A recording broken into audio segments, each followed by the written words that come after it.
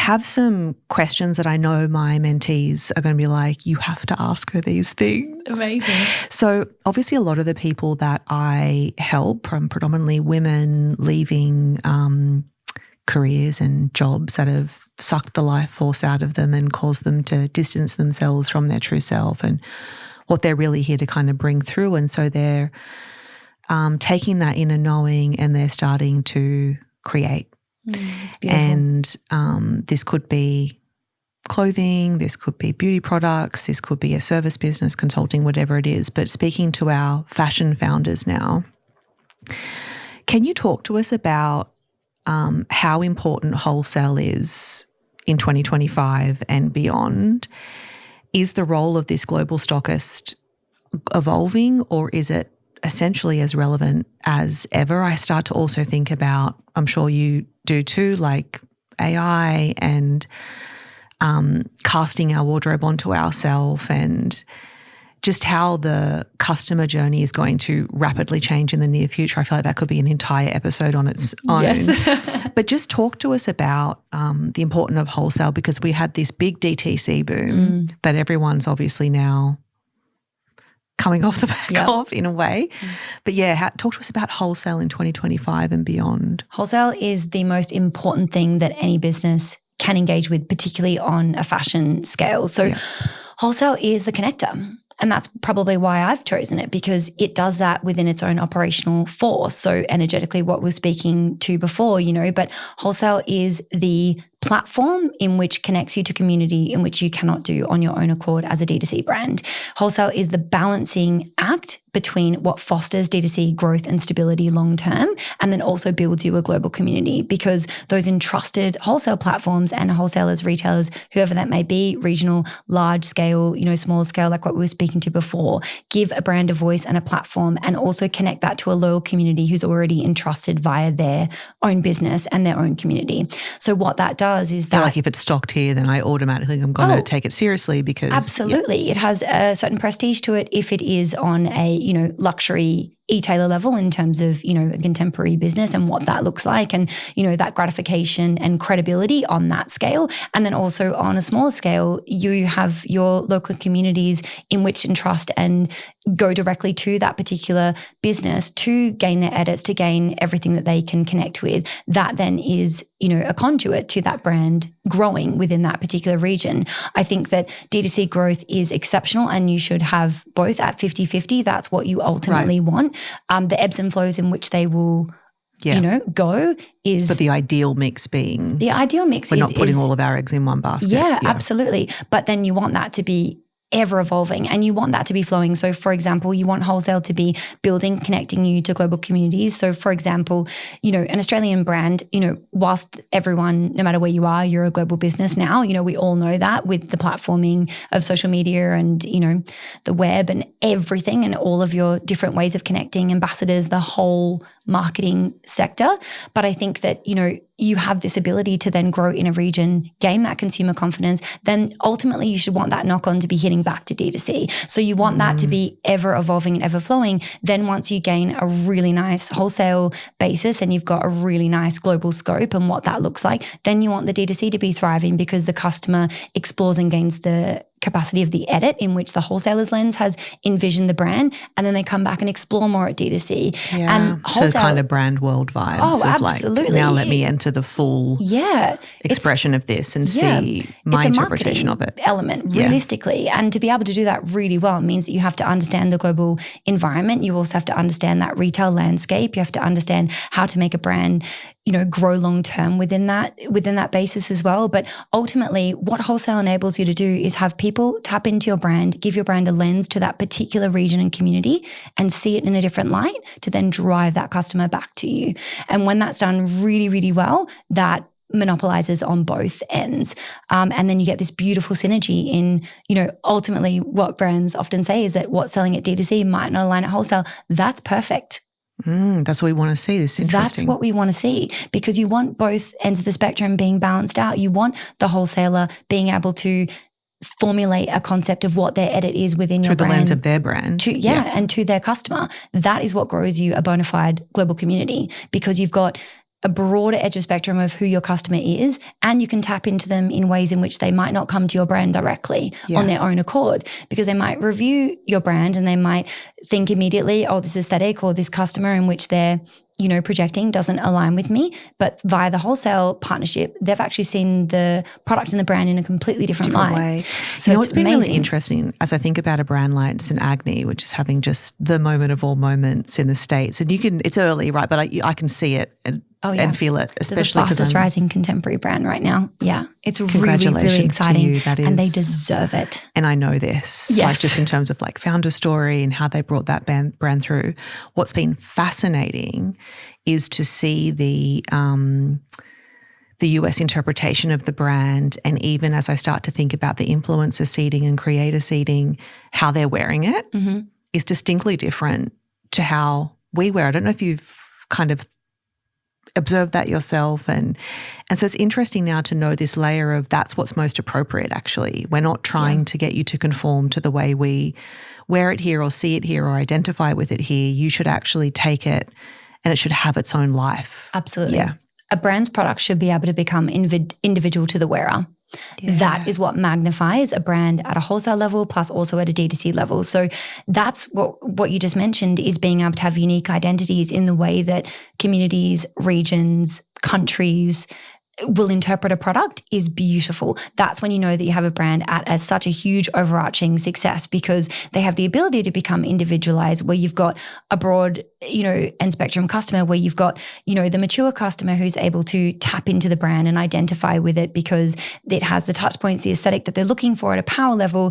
Plus then it's also got this amazing design integrity, you know, incredible textures, fabrications that are of high caliber quality, and they can build that into their wardrobe and they're tapping in from this direction. Then you've got the younger client who aspires to be like that, but then they can also tap in because there's certain levels of price tiering and price pointed nature that's attainable to them. So, and then you've got this beautiful demographic in the middle who are ever evolving, and you want them to grow with you within the business. So a brand like St. Agni has done that so beautifully, because they have been so adaptable to who their customer is. But not only that, really allowing within from foundational stages that design mobility in terms of understanding and comprehending so cohesively and considered who they are and who their voice is, but then allowing the depth of what that customer is going to gravitate to within their collection. So not getting too rigidly attached. Oh yeah, I think brands that do that, it's a downward trajectory. So how do you maintain kind of brand integrity and intent while also allowing, that freedom and expression from the customer or the buyer to kind of do something with the brand on their own terms? Yeah.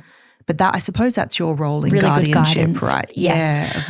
Yeah, I completely agree. I think that I watch a lot of brands be one brand one moment and one brand the next moment. 100%. That playing to trend. Oh, it kills me. You have to be able to nod to trends so effortlessly. Yeah. So the way that you maintain that is being able to really focus wholeheartedly into what your DNA is, what the brand does really, really well. Make sure that you have a comprehension of unique design adaptations in which to maintain and foster those particular markets and what they're looking for, where those kind of trends and nods and movements in the market will go to, how you adapt and nod to them within your own DNA, but you're still appeasing to that particular nature so that it's inherent within the customer what they're looking for, because at the end of the day, we are in a trend-driven world and there's no denying that or, getting away from that. So how do we tap into that to make sure that we can capitalize, plus also build in and foster the brand DNA? So there will be perfect adaptations to key design touch points that people know and love from the brand, but then there'll be nice move-ons too to project and grow that customer. That's based on performance, trajectory, where the brand is seen in the market, how we can then push that sliding scale of,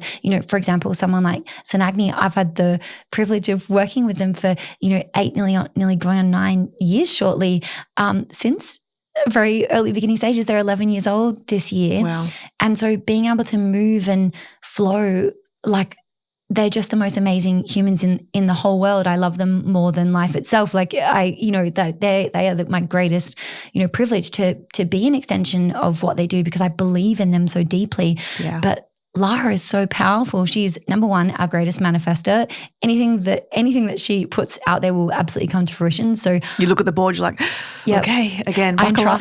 entrust everything that she does. I am a lioness for her. I will back her till I leave this earth, because I hope that I have the privilege to be a part of what she's co-creating forever, because I believe in her more than anything. And I adore and love her for everything that she is. And that is what my driving force is. But what she has been so able to do is she has this amazing force in terms of her knowingness of who she is and what her why and why she's doing what she's doing, what St. Agni is. She has been unwavering to that, which is why I deeply admire her as a human, because she's done that. But then she also has this amazing, she's such a savvy, obviously the most savvy business person that I've ever met in my life. I look up to her, very deeply, because she has this incredible fluidity and adaptability where she's free. She doesn't have constraints. She doesn't care what people think. She's so not focused on judgment. Yes. She's so in her own lane. And it's beautiful because she's so free flowing. If it's got to be done, she will do it. I talk about this so much to founders. It's, again, moving out of the resistance and into understanding what's required of me, what's required of the business, what's appropriate for the business right now. I don't have to like it. Yeah. I've had to make decisions for my own business recently where I'm like, I'm not saying I like this, but I can see that it's needed now, it's required now. And so what qualities of me can I bring forward? Because they're all in here. They're all mixed up in here. Can I discern which qualities of me are required to move this part into action, even though I might not personally like it? It might be hard for whatever reason.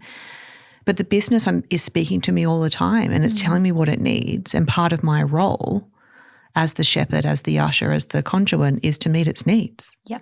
Even on those days where it's like hard. When it's hard and you don't want to, and you're like, really? Do I have to go down this path? And again, it's not about like much the same as what you're saying with Lara is we're going to make decisions on behalf of our brands and businesses that not everyone's going to understand. They might not agree with.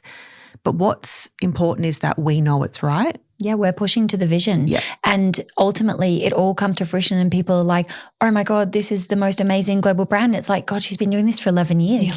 Really? And it definitely feels like it's happening now. It's like, no. Yeah. And it's so fantastic because that's so deserving, and they deserve this moment, they deserve the next moment, they deserve all the moments that have been there, because that's fostered exactly where the brand is supposed to be today. And I think that those elements are really important and flowing with the global environment. Within that time frame, we've all as businesses experienced every single thing that you could possibly envision in, your geopolitical climate, your environment, every single economic climate as well. We've had so many different, spikes and ebbs and troughs and flows. And I think that that's what is that adaptability in comprehending that we do have to be strong in our vision, but that vision has to be adaptable to how we execute. And in being able to do that, I think that adaptability and free flow is what magnifies greatness, because they're the elements in which sometimes we don't want to go down that path. But when we do, and we are open and we have people that we deeply trust, obviously, for example, around us who are supporting and guiding, but also people who deeply, wholeheartedly believe in one another. So you can know unwaveringly that what they're going to do in that environment and the advice that they're giving is going to be right for your core nature of where you're going. Yeah. I think that the difference is as well in having people around you as your business grows, the advice you're getting, the people that you're connecting with, the people that you're co-creating with, they have to not have a personal agenda. I don't have a personal agenda, as you can probably see. Yeah. For me, it's about witnessing their greatness, like you said before, being a part of that. What do I need to do in order to be a part of that, to help them succeed on their journey? That's success to me. Yeah. But, I think that adaptability is key. We have to be fluid. We have to be structured at the same time. Yeah. Now is fluid within the structure, isn't it? Yeah. Oh, it totally is. Like you've got to be ready to be completely that. Whatever you were going to do that day, if that has to change course. Stop being surprised. Yeah. That was the best advice my old CEO gave me when one of the many occasions in the beginning, I'd go in and go, you're not going to believe this. And he'd be like, stop being surprised. Yeah. This is every day we steady ourselves for this broad spectrum of decisions, accusations, revelations. And it's how we hold that, isn't it? Of just like, yeah, this, okay. Absolutely. Yeah. And holding it is so important because that's how we discern and use intuition. And that is what makes a difference in the outcome of that adaptability. Yes. Because then you can intuitively connect in and discern what is the right pathway within this experience. Because if there's situations in which we shouldn't be surprised for and, you know, are happening and then everyone in the world is experiencing it, how you choose to discern your pathway from that is what is going to eventuate. Yeah. And I think that that's where that intuitive nature marries with business and development and all of these kind of things. And that's what makes you, and no one's you, and that's your power. And when that can be truly held and grounded and built into force, that's where, you know, we can really thrive and become more of ourselves, because no one wants the cookie cutter copy, same thing, or even if someone gives you advice. I don't know if you feel this too. I'm like, we're so fatigued. Oh, so fatigued. That I think now it is about that individuality. It is about, just interest. Uniqueness. Now. Uniqueness. We're all hunting for something that feels more real, more individual, less same. I think culturally, style, everything, we've become so flat. Yes. There's just this kind of one-dimensionality about it. And what we're now looking for is the corners and the crevices, and we're kind of going, I think, I don't know if you've seen this in your work, but the customer seems to be, I don't know how to talk about this. I observed it in my own behavior, is I'm just trying harder to get to that feeling of this is for me. Yeah. And I think that's only going to increase, is we're going to take a bit more responsibility for what we decide to wear and say yes to, versus we've been in this era really where we've sort of, it's been served to us, and then we've sort of conformed of this is the uniform and this is what we're doing and this is the trend, whatever it is. But I just, this sense that we're just trying harder to be, and we're going to continue trying harder to be more individual. That's why I love wholesale, because it's all about discovery. Yeah. It's so beautiful that I think retailers have this ability to bring freshness to the community and give everyone a new platform and a new lens in how they're discerning and connecting with a product, and then what that becomes and evolves to. And I think that then they're able to discover new brands or new businesses that might be around for a long time but feel really new because of the platform in which they're giving them. And that gives us this ability to discover. And, you know, you're absolutely right. We want our own unique flavor. We want to connect with something that's greater than a piece of product, what that means. And that's why I believe wholeheartedly within wholesale, it's our responsibility to drive that by people, purpose, product, because people, it's purpose first, the product comes third. Yeah. Because that's that connectivity piece. Like, we want that at a connection level when we're buying and consuming and connecting with brands and product, that it feels unique to us. Well, why not have that unique adaptation in how we're discerning that at a wholesale level too, to have these partners connect with this product and what that force is in the story. And for example, I'm the exact same. Like, if I don't have a piece of my outfit that's a little bit of me, which is sparkle, which, you know, I have to embody that. Yeah. Got to find that somewhere. Like, I have to find is it that my socks? somewhere. Is it my... Yeah, it's my socks and my belt and my shoes, you know. Yeah. And I will always buy something that feels that unique flair that lights me up. And that's what I think discovery brands and discovery business, and that's why creating and generating product that is so uniquely you is so important. And if you want to do it, then do it in your way, and don't look for inspiration or connectivity. Do it from your own unique flair, because that's actually, like you heard it here first, that's what people want. We want that uniqueness. Yes, nod to the trend in which we're looking for in the environment, because that's ultimately how you know, gain that commerciality piece. But within that space, it has to have unique sensibility, and that unique sensibility must be from you. Yeah. Because that is what is infused into cultivating something that, again, feels like something greater. Yeah. And when people can do that in what they're doing, in any which way of life, it can be a product, it can be, you know, a service, whatever that is what makes that feel so much greater than what is. And it gives it a longevity and a lifetime, and people to feel something. Yes. And if we don't do that in this world, then we're lost. Yes. So beautiful. Yeah. If I'm an Australian founder dreaming of taking my label international. 2 questions. What needs to be in place locally before I even entertain international sales? And then what are the sorts of signals that you're looking for in a brand to make it ready or to ensure that it is ready for expansion? Number one, at a localized level, community. I think that if a brand doesn't have a community, then what are they doing it for? And we all obviously don't know what they're doing it for, or their why is not facilitating through, and they haven't figured out what their uniqueness is and why they're creating. And it could... What are people gathering around? Yeah, exactly. Because ultimately the greatest success of a brand is to build a community. And I think that that is what makes something a very powerful force. It can be the smallest, tightest knit community, but you can see that there are people that want to be a part of whatever that brand is generating, creating, and magnifying. So I think that that's number one in what I look for. It can be on a smaller or a larger scale. More often than not, you see it on a larger scale and it can lose its sense of community. Yeah. And that's why then we ultimately become disconnected and then see the next rising thing. But realistically, that next rising element has actually just fostered community and built it and understood how to maintain it and continue that. And then I think obviously foundational practice is super imperative, because when you're going to grow at a global scale, you have to be ready at a production level, at a, timeline level, in being able to have all of those foundational structures within the business so that you can scale. Because within the global wholesale sphere, as much as I hate to say it, you do only really get one shot when you do have those partnerships come to fruition. You want to be able to execute and fulfill that nature in the highest level. And you want to be able to give the best service possible. So in having that ability to be able to scale, and that can simply mean, production.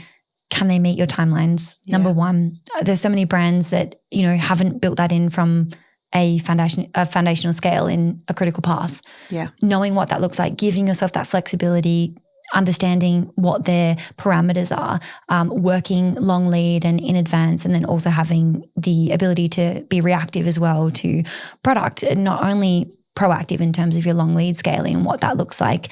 And then also pricing. I would say number one is price tiering is imperative, starting from the foundational. Does that mean that there's scale. Something for everyone? Absolutely. Yeah. It's that entry, mid, and exit kind of tiering, or entry, mid, and premium. So what that looks like is, I like to talk of it in threes. I also love the number 3. And I also think that, that value of threes is that we can really understand that, but then it enables us to kind of really comprehend, okay, what's at my entry level? What am I servicing for that entry level customer if they're wanting to tap into the brand but not step into it on a greater level, and or if they're younger, depends on their investment and the investment, the demographic, what kind of styles are servicing that foundational wardrobing level within what I do within my business. Then the next level, that mid tier, what is that offering? Is there enough range, scale, she's and buying architecture? An outfit vibes. Totally, and also, is there ranging and architecture within that allows people to buy into stories? I think that's super important. And then your exit or premium, what does that look like for you? And again, that can be at any pricing scale, but having that differentiation so that you can ultimately grow and scale quite quickly within that basis is super important, because you might go to market, for example, and that's what we call, selling the brand, going to market, and the certain seasons that we take product to market. But you might get out there and the customer might only be buying exit and mid. They might not be buying entry in your brand, which enables you to then design and feed into where the customer is lending to. So perhaps that's really about building out SKU depths, building out stories, building out fabrication structures within those 2 particular stories that enable you to grow and flourish for that next time around, or the latter. And really facilitating that growth. And then over time, making sure that you always have all 3 so that it constantly enables your brand to never be pigeonholed. Because I think that's another really big thing in this climate, is that the opposite end of the spectrum, where people are trying to tap into one niche and one market, even within that one niche and one market, you will have a customer that grows. Yeah. So we have to be thinking about it. They will evolve. Right. So how are we planning? Meet them in their seasons. It's that thing, isn't it? Yeah. And less about age, I feel, for women now as well. It's like, I just turned 40. I literally feel 21. Oh my God. That is when you finally start knowing who you are. Oh my goodness. Yes. It's so cliche, but I'm like. But it's the truth. If I had known. Yes. If only I had known that you would get to your 40th birthday and you would feel all the ways that you've always hoped that you would feel, and that you don't actually need to spend your 20s and 30s worrying about if that feeling's ever going to come, because it's just time. It just takes time. And again, like burning all of that emotion and that energy and that scheming and that planning and that worry when it was always going to eventuate. We're all of course I would go back and tell myself that, that it comes, and you will wake up and know exactly who you are. Yep. You will have really loving boundaries and you won't have any problem putting those in. You will make the right decisions for you. Like, it's all going to come, and 40's amazing. Yep. Like, I just think we're in a different relationship with age as women now. Like, it's a real coming into kind of womanhood, yes, but like elderhood a bit too, coming into the wisdom. Well, you're tackling through the lived experience, day to day with life experience, emotional regulation. Yeah. Number one, which I think we as women, more often than not, throughout 20s and 30s, it's that experience in which we're understanding our emotional regulation and understanding who we are. And then, within this period, it's about taking that, and that's the, that's the vehicle now. Like, that's the driver's seat. The rootedness. Yes, the groundedness and the centeredness in that, and being able to operate from that basis. And I think it's one of those things, isn't it? Like what you were just saying, I thought that was so beautiful, because you just truly never know when that moment will hit. And then when that does, you think, oh my gosh, that was what it was all for. A couple months later, then you're in it again. And that's the beauty of it. Hold on. We just got to a place where we feel XYZ, and then in comes the next storyline. In comes the next bit of material in the direction of progressing our spirit.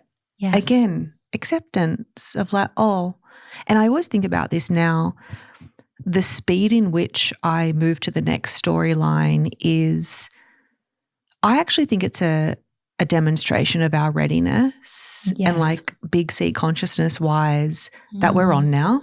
Yeah. And so it doesn't need to be years. Yes. So in those times where I'm like, I'm just resting, just leave me here. It's like, oh no, you're steadied for this. Like, you've got the reserve and the know-how now, and so we go again. Yeah. But I have thought a lot about that. Like, it doesn't feel as much like an assault. Now it feels like it would be appropriate based on my level of awareness and the vision I hold for my life, that I would get on with the next one. Yep. Yeah. It's more synergized, isn't it? Yeah. And that willingness to understand yourself throughout all the different moments and honoring that. Yeah. And grace. I give her grace. I give her grace. I give her grace. All those past expressions of us, those moments where, again, you were talking about hindsight earlier, I would have done that differently. I would have said that differently. I would have acted differently. I give myself grace. Because you're perfect as you are. Literally. And you were doing the bloody best with what you had. Yeah. Yeah. And even like my versions of feeling like I didn't do the right thing or the best thing, or they're still more integrous than others. So it's kind of like you also just need to flow with it. Yeah, like these standards that we put on ourselves. Yeah. And you never know what's going to eventuate from those moments, in time. Like what you were saying is that you're putting in a boundary perhaps, or, you're standing into that notion. You might not know it at the time, and it's difficult, and it rises so much within you, and you're not sure which way that's going to go. And then in time, a beautiful opportunity arises due to you stepping into that space. And it's only then that you are able to recognize the proudness to yourself in standing true to who you are. And then it's like inching away at that in knowing that was great. Okay, that was great. Do that again. I feel that about this space because something is trying to get together. Yeah. And I see my role right now as just creating the conditions. That's beautiful. Yeah. And I don't know what's getting together. Yeah, but you're just in flow with that. Some assumptions and some ideas. I can feel the business is turning. It's like the wheels turning. And it's the weirdest thing because even 5 years ago, I would have been anxious as fuck. Yep. I would have been writing strategy document after strategy document. And I go to do that and I just can't even summon the the energy because I'm just like, it's taking care of itself. Like nature has it sorted. I just need to keep tending. Yeah. Pick and just the being chairs. consistent. Yes. Yeah.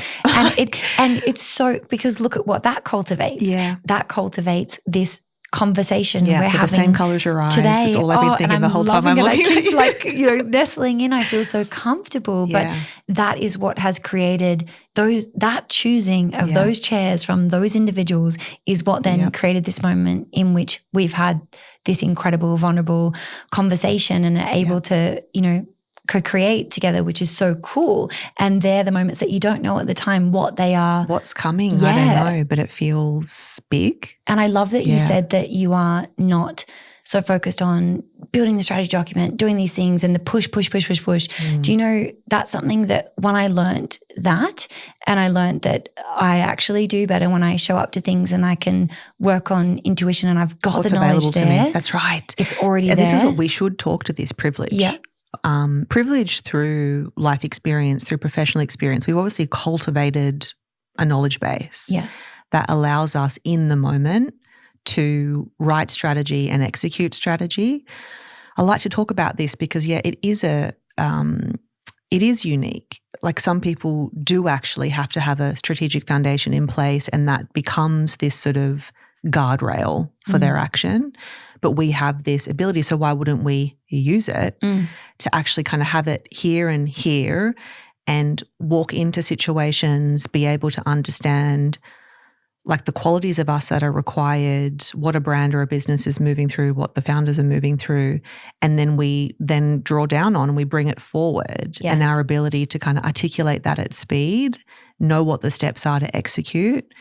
This actually was huge for me now that I talk about it because the amount of time I did probably waste wasn't wasted, it was relevant, but in writing these things that we think that we need to have in place when actually I can just, I'm resourceful, I'm strategic. And then the money thing, it's like, I've been talking about this a lot lately.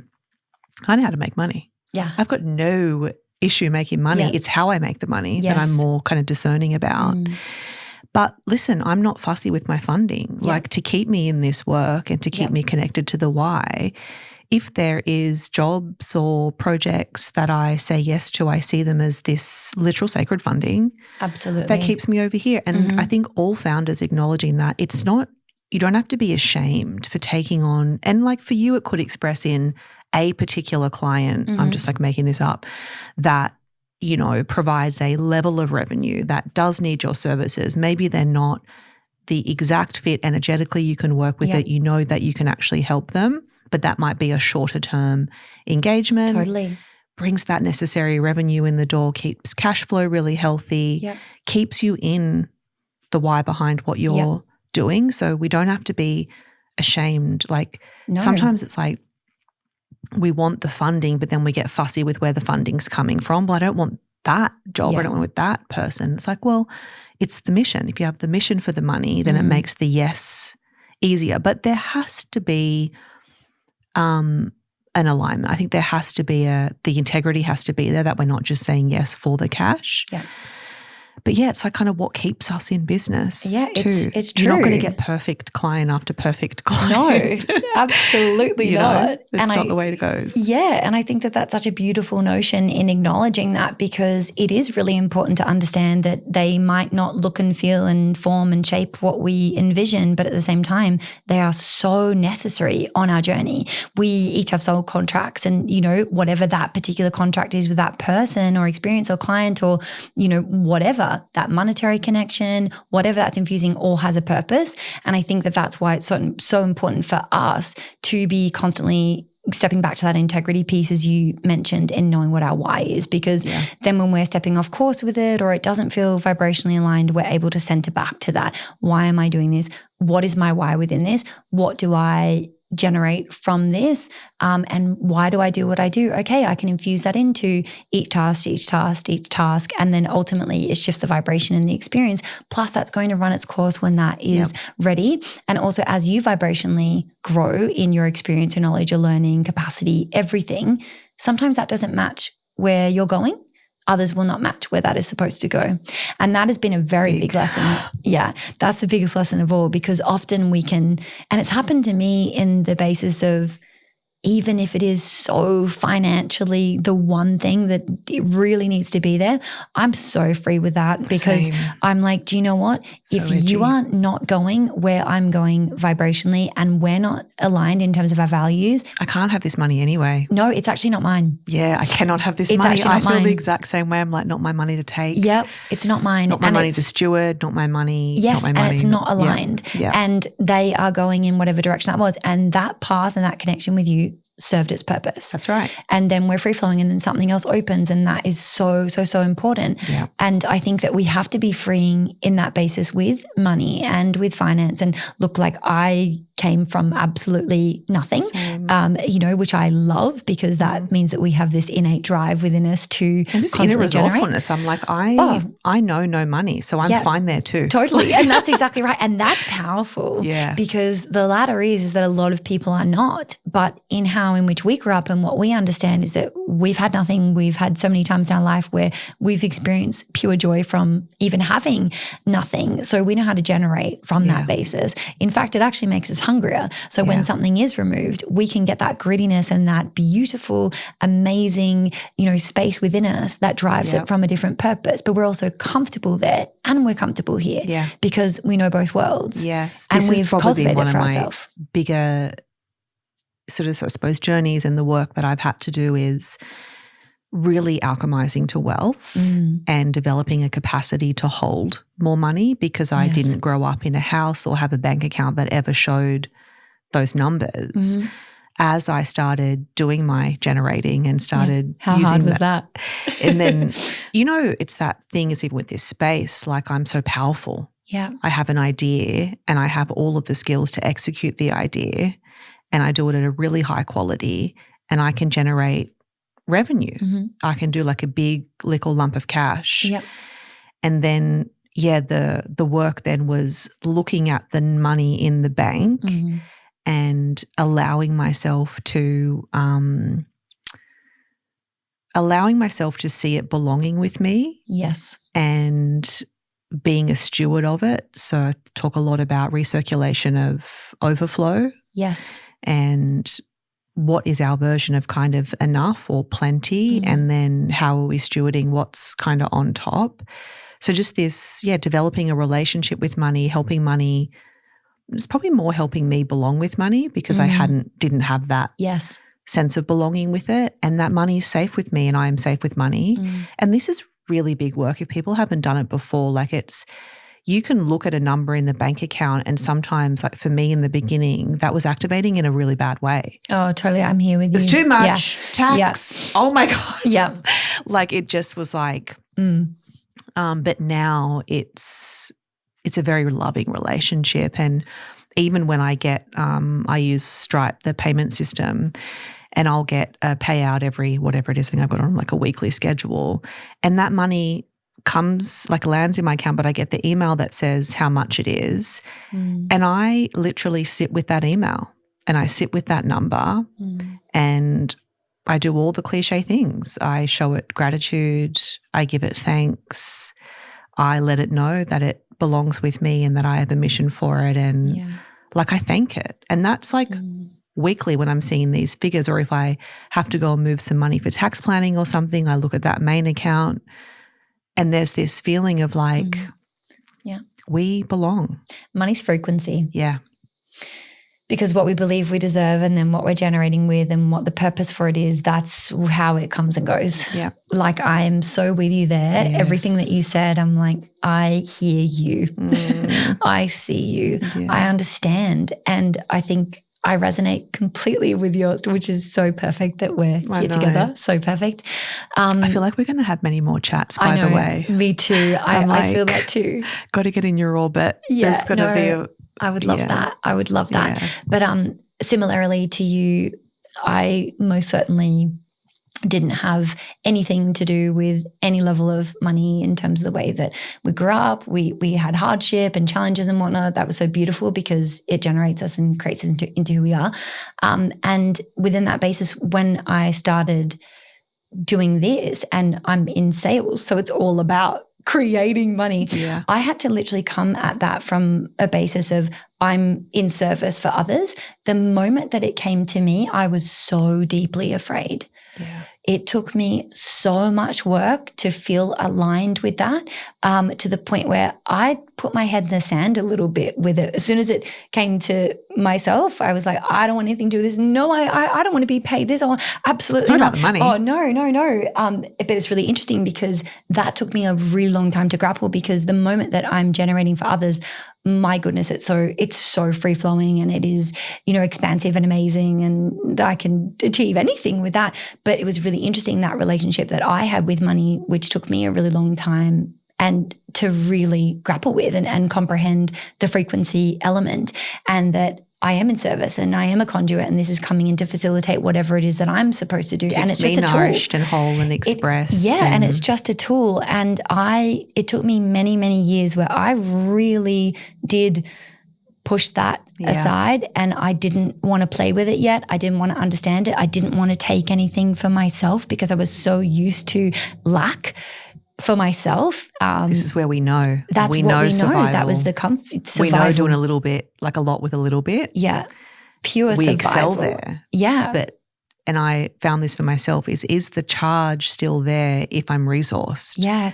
Or is all of this coming from trying to get resourced? Yes. So what happens to the kind of quality of my action, my momentum, my drive, if there's money sitting in the bank? And it's a game changer. Yeah, prove to myself that nothing changes. Yeah. It just propels me. It propels what you're supposed to be doing, I think. Yeah. And having that connectivity with it and understanding it within that basis and that modality, and recognizing the tool in which you need to be charged in order to facilitate what you need to do is amazing. But I completely align with you, is that took me a long time to deal with. But the moment I did, I was like, wow, I can now do these things for me, which then make me better at what I do. Totally. That's wonderful. Or, what this experience is, because I was so big on service, creating for others, giving back constantly. But I didn't realize that was due to that receiving element. Yeah. And the moment I did that, my life changed and then the way that I actually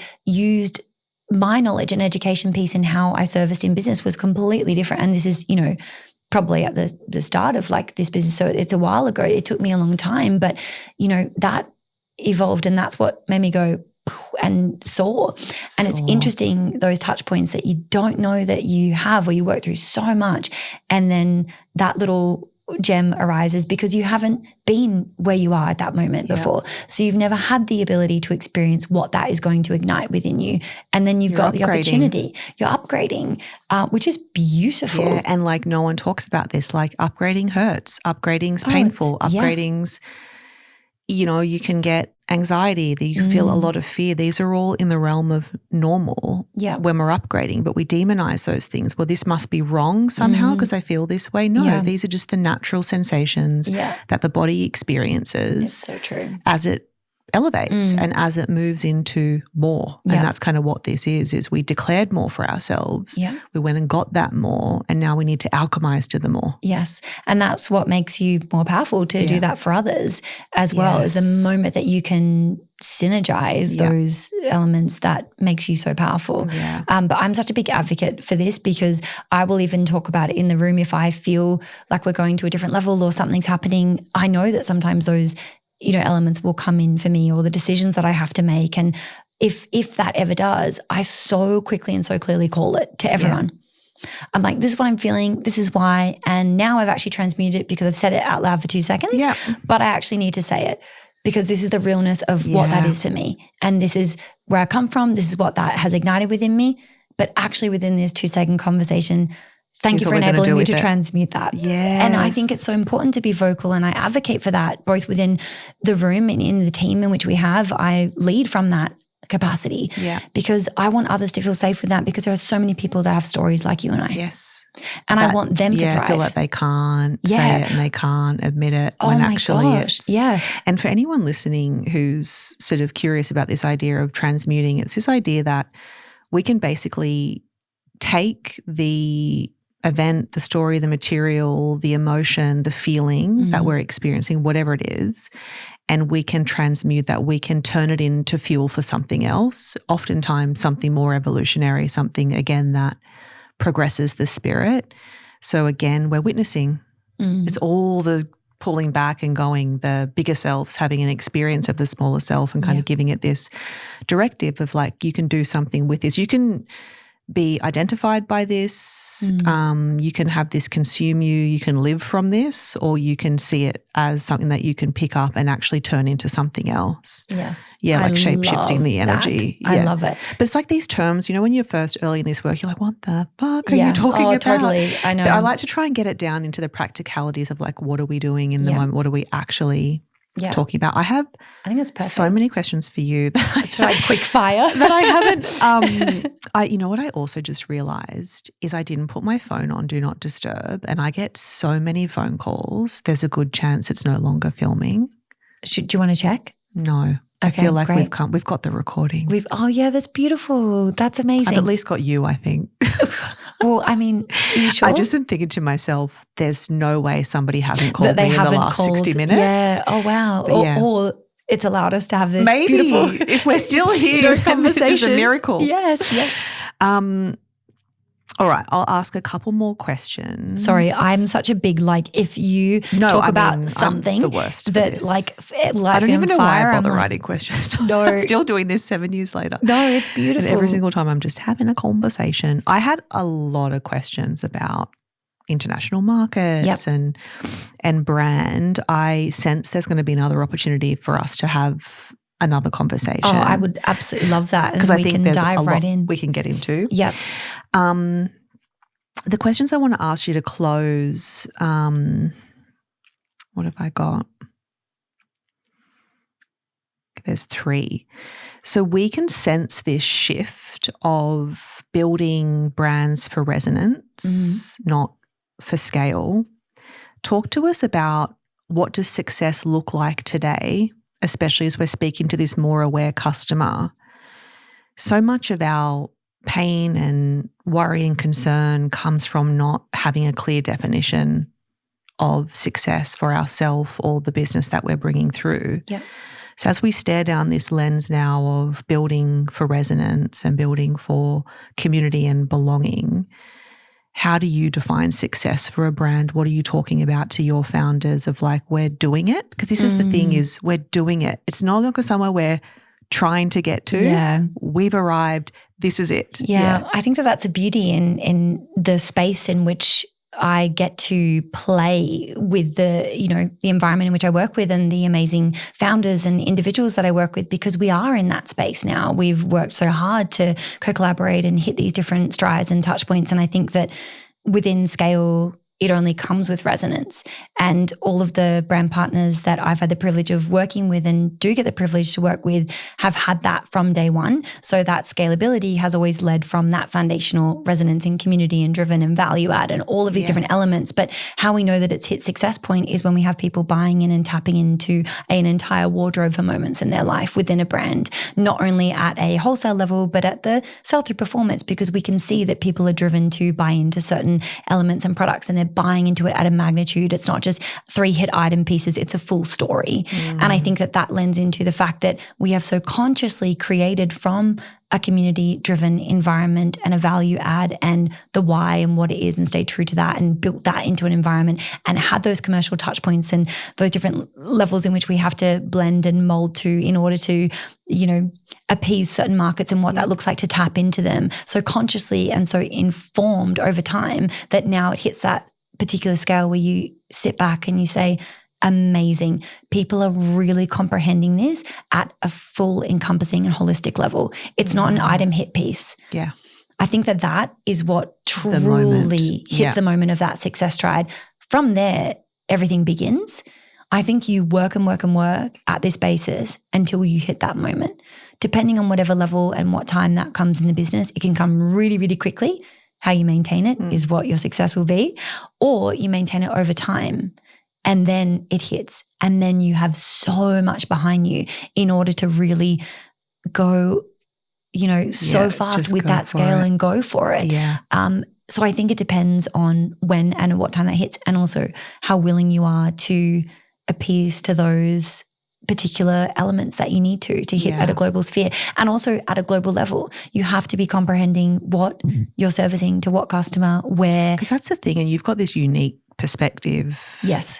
You know, having offices in, I think, what are you, London? In New York, London, and Paris. Yep. Paris. Obviously, you're here in Byron as well. Yeah. And that's my home. And that's I choose your home. that. Yeah, of course. Yeah. But you have this unique perspective on all of these different markets and all of the different, because I'm assuming, well, we know every market has its own energy, it has its own aesthetic, it has its own ways of being, you know, in the industry itself. So I'm sure it's kind of like this shape shifting where depending on what city you land in, again, it's like what quality of the brand is required. Yes. Therefore, quality of you is required in the room to speak to that unique energy of New York or that discernment that might be in Paris. Or totally. And you have to adapt and shift the language in which you're communicating with them so that it does have resonance to them. Yeah. And you are facilitating that. But also, I think one of the biggest touch points in growing brands to be able to achieve that global consistency, number one, the brands that we work with, we sell them globally, which means that we represent them in every single region. They don't have another person representing here, another agency here, another agency here. I think that that's where you lose that consistency and that messaging and who the customer is and that drive and development for the brand. So you're like, who is she in London? Who is she in Paris? Yeah, and who are we servicing and what does that customer connect into and tap into with the brand and how are we adapting that? You can see why that can't be this kind of more fragmented approach of these different sales agencies that have these different ways. I that's something that I don't comprehend it, and that's why I want to grow Del Rainbow to be the best and the largest scale agency in the world, because we're going to never lose the sight of who we are. Yeah. And we're going to do it from that notion, and we're going to service from that capacity. And in how we uniquely do it, we will never lose that. I will make sure that that is never lost, because I would be out. Yeah, as long as you're living and breathing. Yeah, totally, because I wouldn't be doing it if that was the case. But I think that, you know, being able to understand it, the other thing in terms of like within buying and in brand and infrastructure is that you get opinions from every single person who steps into the room, who tries to guide the brand, who tries to tell you what's required for what customer here and there and there. You have to have the capacity and the ability to so deeply understand what touch points of it in which you will take to the brand, which are relative, which are relevant as well, what matters, what does. And then when you facilitate that and you communicate that to the brand and you support them, whether it's ranging, because we do all range planning and development, working with production, working with design teams, then facilitating that back. It's actually, I don't even tell them what that buyer says. I actually created this kind of filter. Yes, exactly. The filter of relevance. Yeah, absolutely. And going, okay, cool. How do I communicate that to them? What is going to feel aligned with them and what actually is purposeful, and how will then we do it within this brand? Because they need that communication clear, concise, succinct in their language and in their lens so that they understand it. Plus also you have to have the ability for non-bias to understand what is the best thing for that brand. Not what half of which is, I'm sure, think. where the creative restraint comes in, the thoughtful scale in terms of the stuff that you say no to that other brands might say yes to. Yes. With that larger vision in mind for who we are wanting to be and how we want to be. Yeah. And we stay true to that. And I think that saying no is really important, and understanding alignment, understanding where you want to be, understanding the customer in which you're speaking to, and then really driving that through what we're doing and making sure that it's marrying the brand's vision.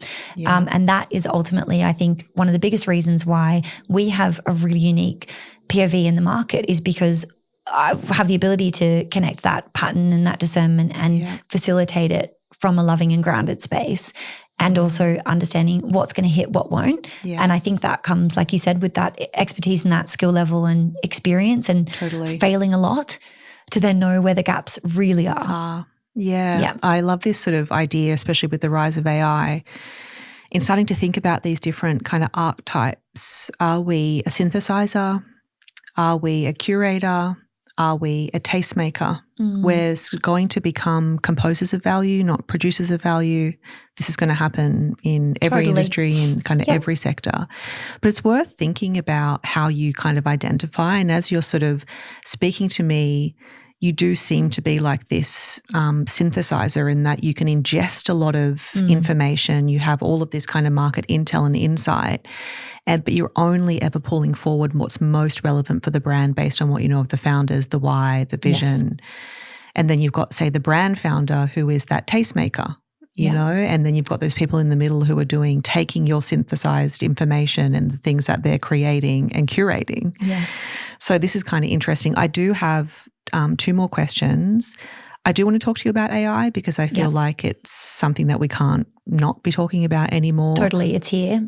Exactly. And so I suppose the question is less about, I think we've got some assumptions and predictions about how AI is going to change the fashion industry as a whole. I'd like to learn more about how you're thinking about or currently integrating it into your actual business and workflow and process and potentially creation process as well. Any insight from how founders might be sort of adopting this technology to support creativity? Yeah. Well, the funny thing is that when I first started using AI, it did not understand me.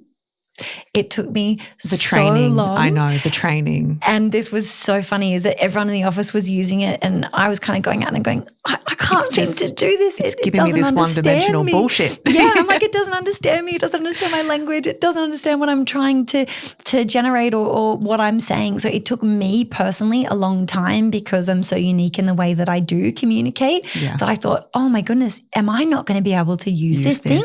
Am I going to be behind? Am I not going to understand how to, synergize workflows and figure out how to fast action and implement these elements? But then I really spent some time with it. I only put in key things that I knew it would start to understand, learn, adapt to my particular language and touch points and in understanding how we want to communicate. So that was really important for me because I don't want to lose the humanization of what we do. Totally. And I am very, very big on that, which is why how we do what we do. And I know that will always remain. 100%. However, in structures and being able to have, elements that support processes, I think it's amazing. So being able to have a moral compass, so to speak, in terms of some emails or you know, helping refine it so that there's elements in which people will not be triggered, or it can take out certain points, or it can take out the emotiveness sometimes when you're doing a business-to-business transactional, what that looks like. I think that ability to have that lens and then adapt it yourself is exceptional. I also think that what they're doing now in terms of reporting, that to me is very, very interesting because this reporting structure is so manual in fashion. It's very manual, even in some of the biggest companies that are led by the biggest tech, people. They're still doing it kind of the way it's always been done.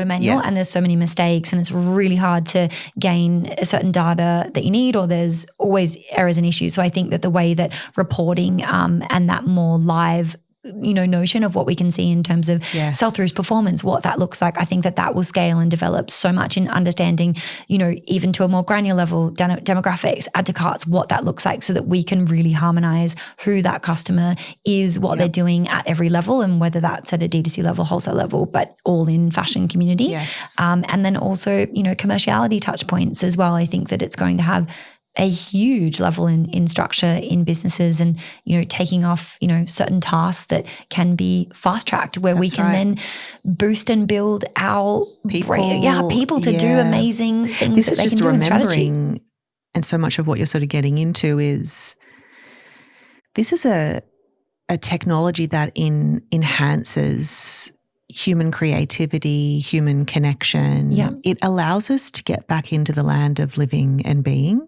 Because right now we're producing value, you know, and getting back out into actually what can only we do. Yes. And oh gosh, I love what you just said because it's so true, because you can see the limitations in which it has, and then it helps you go, that is has so to be perfectly me. Yeah. I talk about right relationship in this way, right relationship with AI. In us all having our own kind of personal value system and principles around how we will and won't use it, because what's important to me in my creative process might be different to what's important to you. I don't think we should be looking to Sam Altman and all the tech bros for the principles and the frameworks of how to think about this. We're being called back to free will, back to an understanding of what motivates my action, what are my values, what feels in integrity for me as I'm exchanging value with my clients, what has to be done by me in order for me to take their money. Totally. There's it's very personal, I think, in a way that, and have a play. Everyone's going to have a play with getting ChatGPT to write their presentation, but you can see fun. It.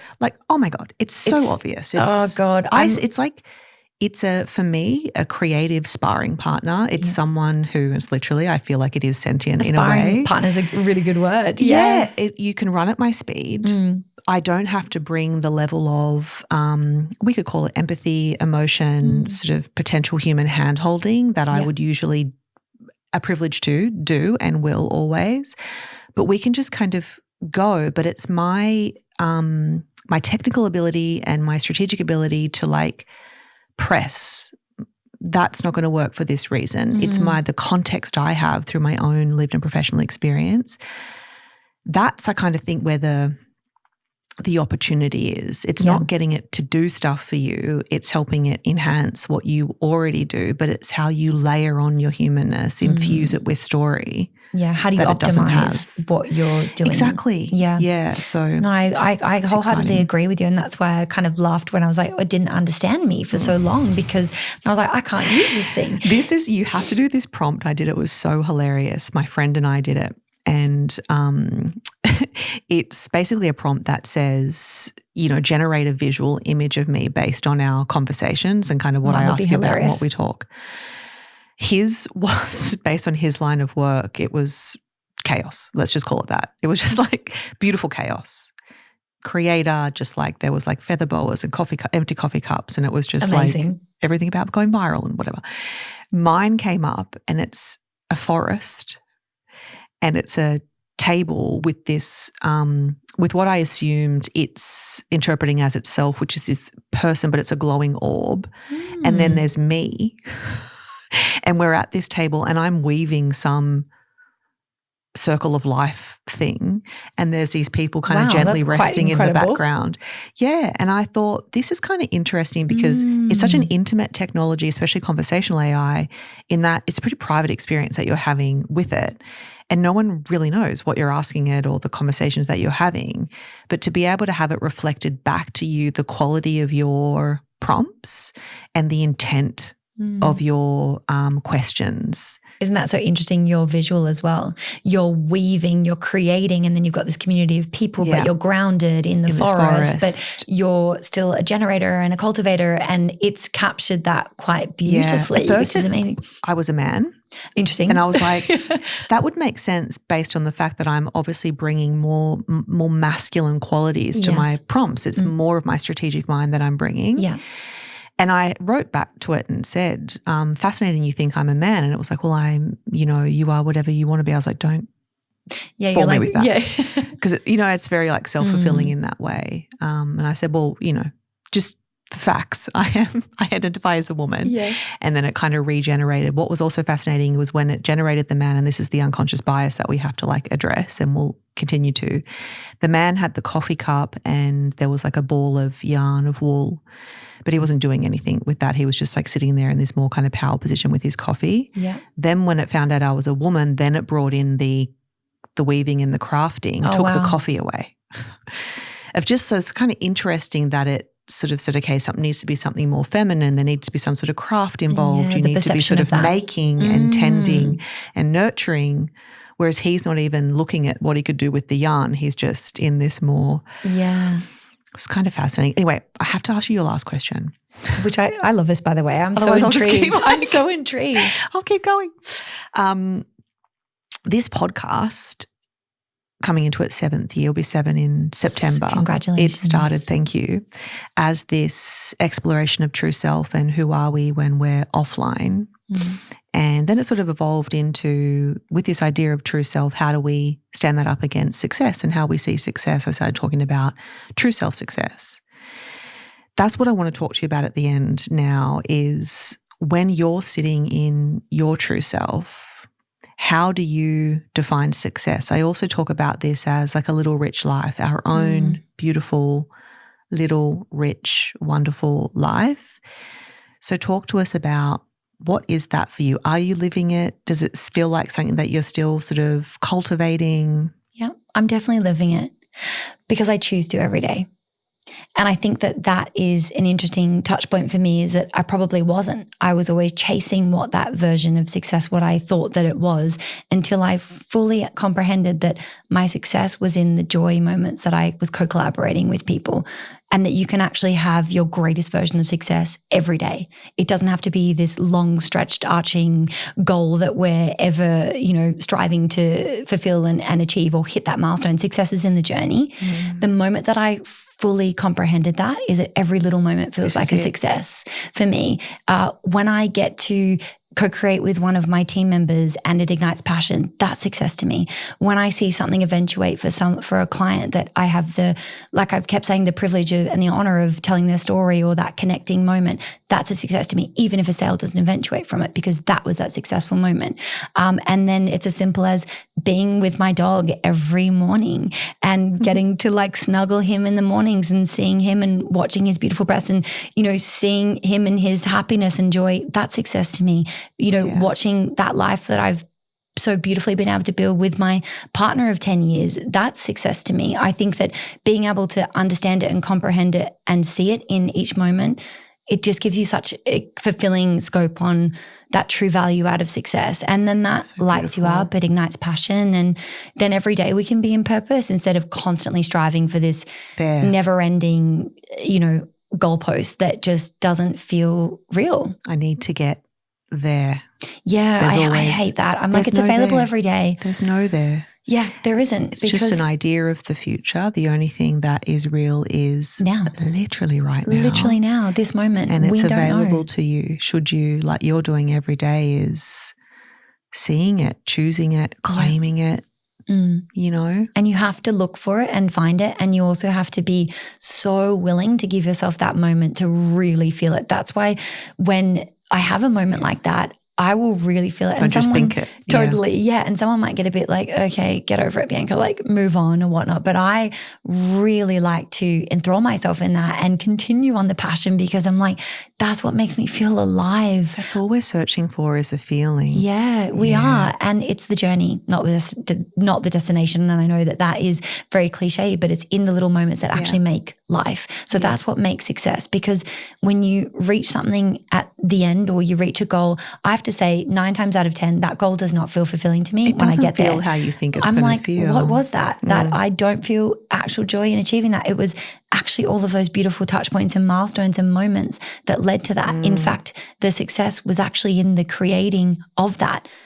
Now we've met that, it's on to the next. Whole process. Yeah. I wrote this the other day, and it's obviously like a well-worn piece of advice, that life is a process to be in, not a set of outcomes to achieve. It's beautiful. We lost our way, millennials. I feel for us. We really went through it.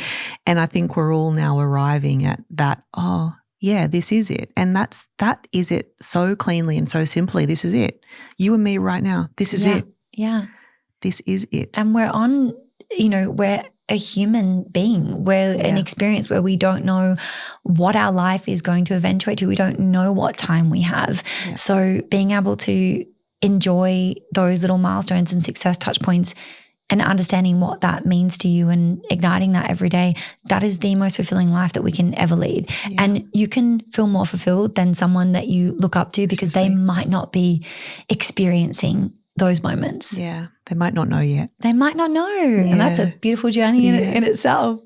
Yeah, I love this. Thank you for being my very first guest. Thank you for having Studio me. Offline. Oh, this has been so amazing. And I could just look and talk to you for the rest hours of the day, honestly. We could be here for 10 hours and it would have felt like 5 minutes. I'm already coming to Byron, so that's already happening. Please do. I've got myself on the plane mentally. I'm I got to go up and see this chick and spend some time with her. I would love that. Yeah. But that's what's so beautiful about these moments is that, before when you were talking about how it's really difficult to people to be in their true self, and then when you're out there, it's lonely. That's when we meet our actual people. when we're able to do that. Exactly. So I've met you today finally after, wanting to meet you for so long. And now I've met someone who I can't wait to have a lifelong journey with and, watch you hit all of your key success milestones and cultivate. And I just think it's so amazing what you're doing. And thank you for being a stewardess of that journey. I appreciate that. I appreciate you. Thank you for having me. Thank you. So beautiful.